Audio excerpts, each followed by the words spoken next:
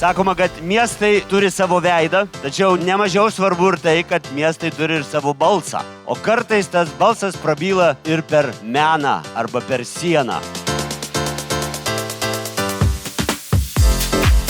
Aš galvoju, kad tos freskos galėtų būti mūsų tokia kaip ir tradicija. Jis jau kurį laiką tęsiasi, tai aš manau, kad ateityje mes jų pamatysime tikrai daugiau.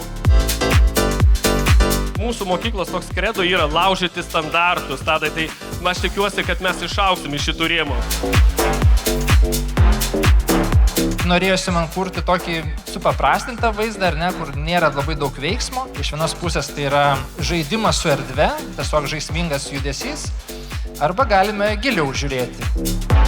Miestas kalba ne tik žodžiais, miestas kalba muzika, miestas kalba jau ir sienomis. Šiandien šis projektas tapo aliuzija į atidarimą miesto šventės.